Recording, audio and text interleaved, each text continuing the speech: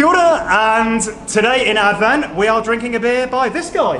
Hello, I'm Andrew. And I'm Luke. Welcome to the Beer Jack Advent Drink Along. What have we got here? We have Shot Across the Bow, which is a bourbon barrel aged imperial stout infused with cold brew coffee. Better drink some, hey? We should. Brilliant. So we are here at Behemoth Brewery, the heart of Churley's, just halfway down the beautiful Auckland Beer Mile. It's another gorgeous day, and It's always a good day when you're on the beer mile. I know, right? Cheers to that. And I'm excited to be drinking this. It's a good weekend drinking beer. I know Joe spaced them out for the some of the big boys on Friday and Saturday nights. Absolutely. So a lovely little big impy stout as we roll into summertime. I think it's such a fallacy that people should drink, don't drink stouts in summer. Same. I mean, this is definitely on the higher end of things. Don't get me wrong, but it's just a beautiful thing to drink. It's not really, the temperature outside doesn't really matter too much. I mean, this is not a beer you're going to session a lot of anyway, because it's 12% and barrel aged and heavy. And I'm not drinking this at a picnic at midday in a park. It sounds like a bloody good picnic though. Yeah, it is the Beer Jack staff Christmas tea coming up. Wow, very nice. Now there's some ideas. But throughout summer, when the sun's gone down, I drink beers like this all the time. Absolutely. Yeah. Like I like kind of like finishing a night off, or I'm not going to lie. Once I have something like this, I don't tend to go back to lighter things. Yeah. But if you've got maybe a progression of stout, so like our only core stout is triple chocolate milk stout. Yeah. It was one of the first pastry stouts in New Zealand. I think we won Bevan's People's Choice in 2016, so 8 years ago. But that's the lighter end, and then working your way up to imperial stout, barrel aged stuff, because it is hard to go backwards. Or maybe even a table stout to start you off with. I do love. Yeah. I don't think we've ever done one that's been under 5%, but I would love to one day. Oh, maybe a Small Gods Behemoth collaboration. I mean, yeah, it could be a really small table beer. Okay, we'll talk later.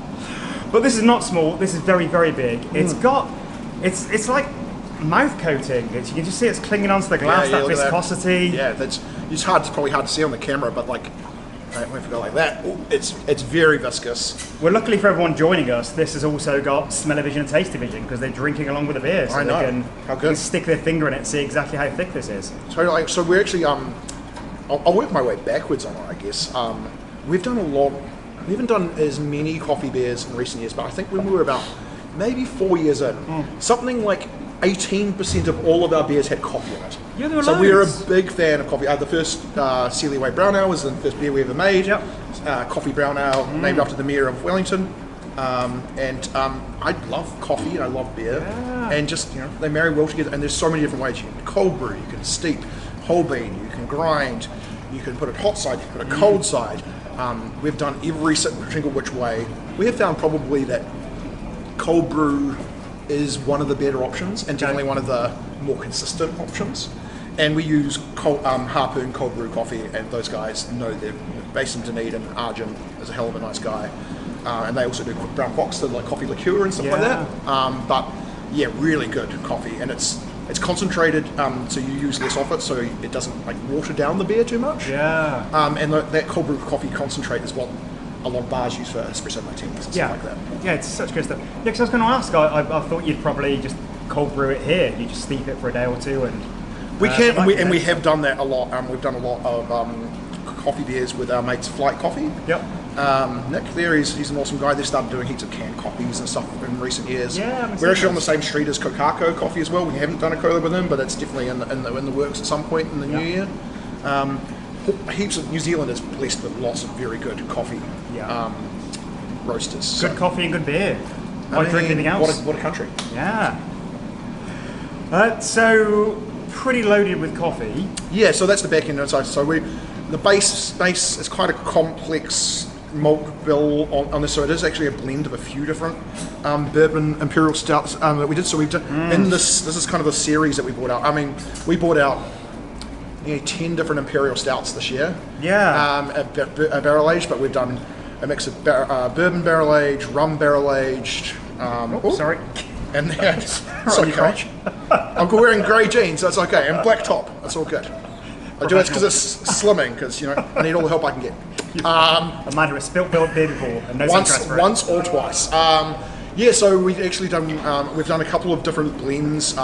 We had some bourbon barrel aged barley wine, and we've done this is not in this one, but we've blended barley wines and imperial stouts together. Yeah. Which is actually an idea I got from Firestone Walker because they do a bit of that. All right. Good place to take inspiration. One of my favorite breweries in the world. Yeah. And they have those beautiful little I think they're only like 355ml bottles, but they're a beautiful cardboard box and Parabola and all of those ones. Yeah. So just took a bit of inspiration, and we did a really great blending session here with the brewery.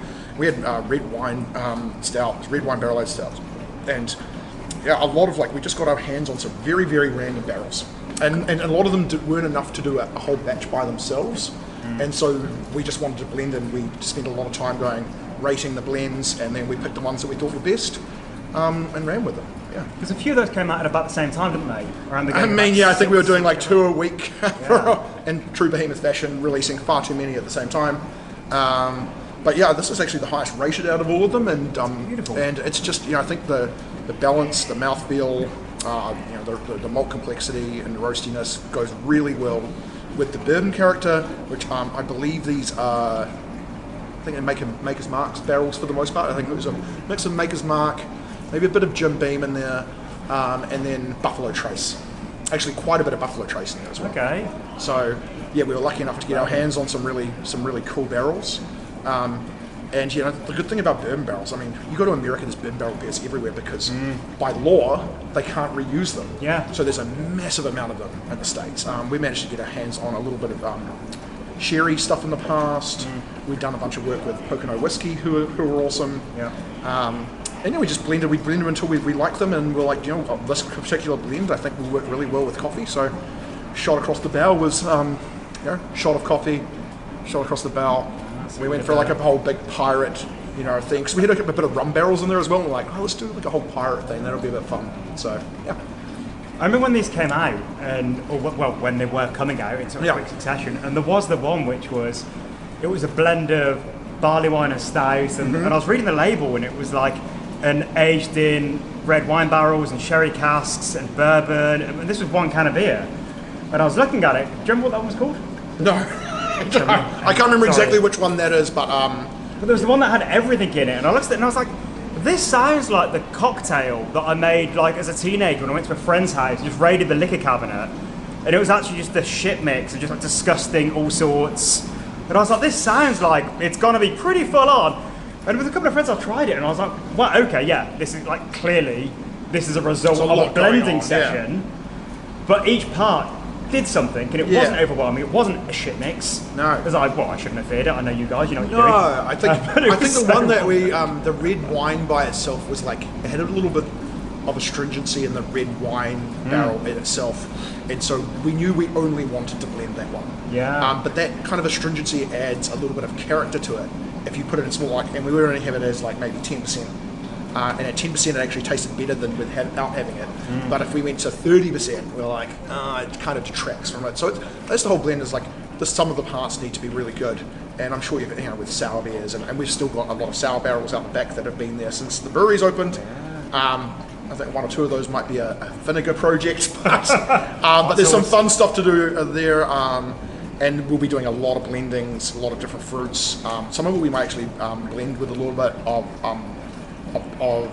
kettle sour as well, because then just kind of I love barrel sour beers, but I can't drink much of it because it can tear my esophagus to bits because of the pH. So just acid, yeah. It's so much acid. Yeah, I think I went to a sour beer event once, and it was, I think a free packet quickies with every pint, and I was like, that's about right. I mean, I love this. I love the complexity, but so adding something that's a little bit less acidic, like a kettle sour, which are now incredibly common. Yeah. There's a point where kettle sours, what's this? It's cheating. It's this, all this, and that, but it's very much commonplace in what most sours that most people drink these days. Yeah.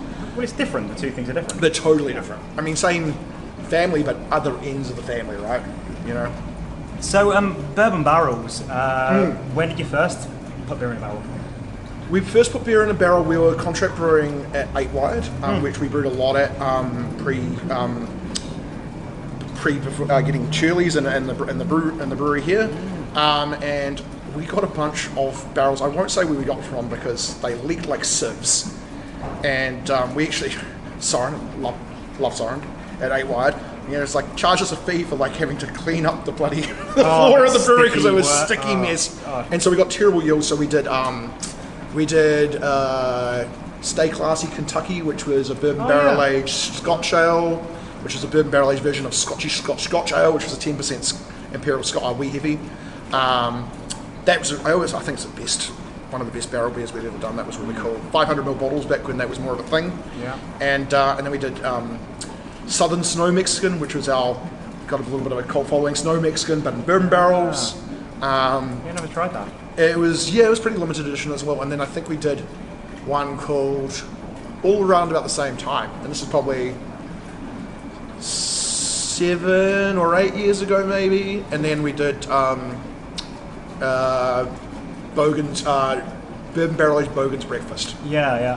Which was like, it's pretty much coffee stout. Like it's meant to be like, so bourbon barrel aged coffee stout. Yeah. So not too dissimilar to this, but still quite different with the base beers and stuff. But yeah, that was fun because I've always just thought like, I refer to bourbon and Coke as Bogan and Coke because it's just such a Bogan drink. Yeah. So like, we made a bit of fun of that. Yeah. Well, this is, and I think just being 12% as well, it just has just the viscosity. Yeah. And it's just full, and like you talking about, this is the end of the night. And I call beers like this TV beer. And this is, if you're like sitting down, you're going to put on, Interstellar on the TV, and you're going to nurse it over an hour or two, and just have a bloody delicious good time. Absolutely. I mean, and it's just a great sharing beer as well. These kind of things, like, my wife's American, and we had Thanksgiving, and we always crack open a bunch of barrel-aged Imperial Stouts and stuff like that, because they're just such great post-dessert kind of sharing beers. I think we cracked open a few more of those than we anticipated to last week, but it was a good time. So you're talking about inspiration from Fast and Walker with Parabola and things.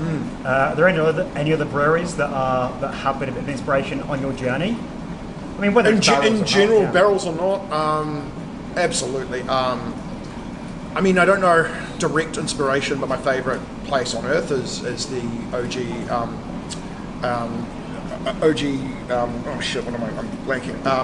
No, I mean just a lot of American breweries that are great, but. Well, you get to America quite a bit, eh? A lot, yeah. My wife's in Portland, Oregon, and I like to joke that I got her a second date because it's such a great beer place. And yeah, no, I mean, Russian River is one of my favorite places on earth. Yeah. Just amazing with the barrel stuff they've done there, but just things like people like Pliny the Elder's Way. Like I'm a Blind Pig guy. It's like just a really good 7% West Coast IPA, old school hops, done really well, and like everyone out there who like Behemoth. They just do hazies. I'm like, we've won a lot of awards for West Coast IPAs and West Coast Challenge and Champion IPA. And I'm a West Coast IPA drinker at heart. And that's, if we can do a world-class version of that, I'm a happy man. Like Here's Churley is probably the favourite beer that we make. 6.9%, so I don't drink it every day, but I drank a bunch of them the other day and it was a good time. But yeah, people like hazies. People love hazies, and I think we do a pretty good job of them. And we've a few more in our core range now that are doing really well. Juice Lane, Haze Juice. Turned pre this actually. It's a low fill here. So you get them at breweries, but Chur IPA. We turned the pale ale into IPA. They did kind of things I like, but in terms of inspirational from here, I mean, before we started working with 8 Wide, I was a fanboy of Soren and stuff at 8 Wide. So great. They just barrel stuff like Hopwired, kind of creation the New Zealand IPA is very inspirational to me. And there are some like epic Armageddon and Hop Zombie and stuff like that. So I was just a wee beer geek being a poor student trying to scam free beers off brewers, and that was definitely other Luke at Epic was that me. I was like, can you hook us up with another beer, mate? I'm a broke student, and so they're definitely someone. But America, obviously, kid in the candy ground over there. We're pretty lucky to have like some inspirational brewers that we can kind of talk to, and like I've become friends with some of the guys I've idolized in the past and stuff. And there are some good industry knowledge in there, and everyone wants to share their knowledge, which is just awesome. It is a great thing about the industry. Yeah. And I do feel like so many brewers are, because it's a small business and people are working their arse off and they're doing the the bookkeeping, and they're pouring, and they're doing cleaning, and Most of it's not fun. everything.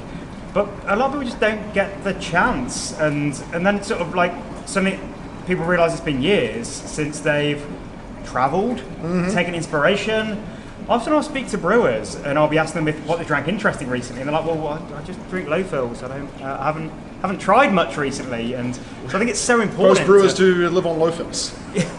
But also when possible, and it is hard because there's not a lot of money in beer, especially for the littler guys. But to actually, go and check out what's happening in Melbourne and what's happening in Stockholm and what's happening in Bavaria. I've seen going to Gabs Melbourne, like that's a lot of cool inspirational stuff there. And Melbourne's an awesome beer city. Yeah. Lots of cool. In Australia, New Zealand, I think on average does better beer than Australia does. Yeah, average. But Australia has caught up at a rate of knots in the last kind of 5 years or so. So some really cool stuff happening over there, which is always good to jump over and see what's going on. Well, yeah. Yesterday we drank the Be Kind Brew Wine from Mountain Culture, Oh yeah, nice. which is a very good hazy IPA. They are doing some amazing Gabs Hottest 100. You might know we have Brain Smiles is one Gabs Hottest 100 in New Zealand 2 years running, but they're doing the Castle rip-off videos for their, and it's hilarious. They're Old Pat on his ukulele. it's very, very funny. Right, I mean, we could learn some stuff about production value from those guys. You need to get Rail on the ukulele lessons, maybe. I mean, yeah, I think we should do that. Should just be a video in itself. Just like a rocky montage of Rail just like learning ukulele. So we can do montage. No, Rail, head brewer, and he is freaking awesome, and has been putting out some exceptional beers over the last 12 months. And as you said, maybe too nice a guy. He's so nice. That He's guy. so nice. He's I've become good friends with Rail the last couple of years. Yeah. He comes to our run club most Mondays. Great at running, great at brewing, and just like over the top nice. Yeah. It's, I would be part of your run club if I met you maybe like 10 years earlier. Okay. Before I had a brewery and this happened. So running is shit. Yeah. Like, I only do 5Ks a week. That's it. Everyone else is like ultra marathon. I did a half marathon before I got into beer, and it's all gone downhill ever since. So I'm not into it. No. I realise you need to get back to your barbecue shortly. No, all good. But I just wanted to ask you a little bit about all of these Churlies and Behemoth venues popping up. Yeah. And also a bit about, like you mentioned, one of your team, but there's tons of people work with the whole Behemoth group these days. It's a big Behemoth family, What were do you know how many staff there are? It's about 50-ish. Wow. Yeah. Who would have thought it? I mean, not when I was homebrewing in my flat in Wellington at the top of Cuba Street. No. And 10 years ago, Yeah. because Beerjack started. Yeah, 10 we years ago. did we were at the first kind of events. I remember we did that. Was that Barker's one in like High Street? barber shop, yeah. The barber shop, and I think we had like Hopped Up on Pills or something there. Hopped on Pills was. Yeah, when it was in a bottle back in the day. Maybe it was like number 8. Yeah, it of was like really early like on. a beer club beer of the week, Yeah. and yeah, I remember sort of meeting up with you to get some boxes of Hops on Pills to put in the beer club Yeah, I boxes. remember that. And you had this like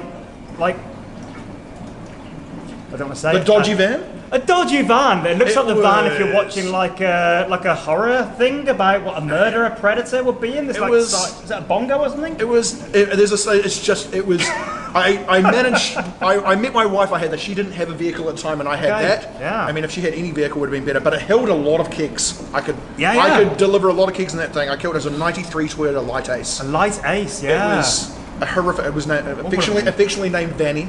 Yeah. But it was dodgy as, and like, it was just, But we had to do what we had to do. We started Behemoth. We started contract brewing at Twisted Hop in Christchurch. I'm from Wellington, based in Auckland. Started brewing in Christchurch, so we like to say we're just a New Zealand brewery. We're not a brewery of any place apart from we're physically sitting on Dominion Road here at our brewery, but in Auckland.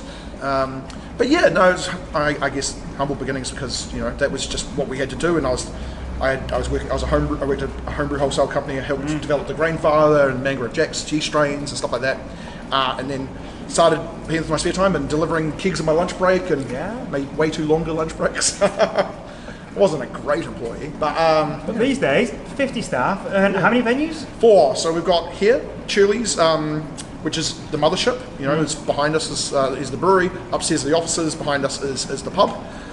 24 taps. We've had a few union concepts, but we're kind of very taco themed, but like Argentinian tacos because Our chef, even though he's a Kiwi, had one of the best taquerias in Buenos Aires before he came here to raise his family in New Zealand. Second one is Titirangi, which we're like the bar for like a high-end food court, so like some really good eateries, and we do all the drinks. So it's just 6 taps there, but cocktails and good wine list and all that kind of stuff, and like just awesome, like some amazing locals in Titirangi. Just they love, like right now the sun's shining, and I think they'll be quite packed at the moment. And then we opened Shirley CBD in Wellington in Willis Lane, so we had the same concept as Titirangi. We're the bar for like a high-end eatery, but like much bigger than Titirangi. There's also like Archie Bros and Holy Moly and stuff like that down there. And then we opened arguably one of my favourite concepts that we thought about like right from scratch is Turtle Pizza and Pints in Green Lane. So Great South Road, Detroit style pizza, which is, I'm not going to lie, it's banging. I love it. I haven't been there yet. They're like the deep dish ones, yeah, right? so like cheese right to the crust, like square cheese that kind of like crusty, like, and you've got a good veggie option there as well. Beautiful. And a couple actually, but you can add meat to it as well. Delicious. I'm married to a butcher as well. You know, I have to make these jokes. But good, good beer food. Yeah, good beer Pizza. food. But we actually made it so like Detroit style can be quite heavy. So we made a really fluffy, light base, so you don't get like it's not too stodgy, and you can still drink a bunch of beer and be quite happy and not get like too full. I it's a real like focaccia, like soft. Yeah, it's like it's eating a pizza cloud. A Okay. cheesy pizza cloud. I need to swing by. You do. It's we have plans. Yeah, I'm going to go there. I think tomorrow. So that's really cool, and that's our latest venue, and that's Turtle Pizza Bar. It's like an ode to like 90s nostalgia, Teenage Mutant Ninja Turtles. Like I'm a 90s kid, and a lot of us are, and we didn't. It's quite separate than Shirley's, so we just wanted to create something new that was very beer and pizza focused, and that's us. And we're not going to be opening anything else for a while because it's a lot of work. Well, that's my next question. Any new and the venues? economy has not been amazing this year, so No, not great. no, I'm super proud of us, and we've got some amazing staff, and just really cool to, because we export a lot. We sell to obviously a lot of supermarkets and liquor stores and bars, but like the hospitality side of the business and like being able to connect with beer lovers and stuff like that on a daily basis is pretty rad. So it's so nice to just be able to just be controlling of the whole experience. it's the whole thing. So we just want what people experience while they're drinking your liquid. Yeah, and like if anyone's been to Chili's, like we try and make it fun. Where bathrooms are covered with beer stickers, and like so is the front of the bar now, and like we're really dog friendly. We had a dog day here. We had about 50 dogs in, and it was super cool. I think it was about 1-to-1 dog to person ratio, which was super fun. And like I live down the road, so like I don't actually drink a huge amount of beer at home because I drink it at my pub and make my way home. Yeah. So it's a pretty good neighbourhood, hey? It's I mean, and the beer mile is just super cool. Been like since we're actually of the more recent additions to it, but like I guess we were planning this place for a long time. Used to love the old Beer Jerk HQ, and I did a few kind of like sessions, like desert island beer sessions with you guys and stuff like that. That was super fun. The Beer Jerk Bunker. The Beer Jerk Bunker was a good time. I loved it. Every few weeks, people are like, "Oh my god, that's the greatest bar in the country! Like, why did you close it?" It's like, well, not many people came. Yeah. It was amazing. We loved it. It was too niche. Yeah, it's a bit special. It's just this sort of late night craft beer place. Bunker was amazing. Yeah, it was super cool. I think I just remember waxing lyrical about how much I love saisons and stuff, and like wishing more people drunk them. And we actually we did a collab with Far East Brewing in Japan. Most recent one we did at Behemoth was Japanese coffee stout again. Like we imported the coffee from Japan, but they actually did one a peach saison that they brewed over there, and they only just shipped off us a case. And we've just been finishing that off at a barbecue just before this. We just finished off the rest of that case. Glorious. Yeah, we've got Urban, we've got Garage Project, we've got St. Leonard's, and they turn one now. They're just turning one as we speak.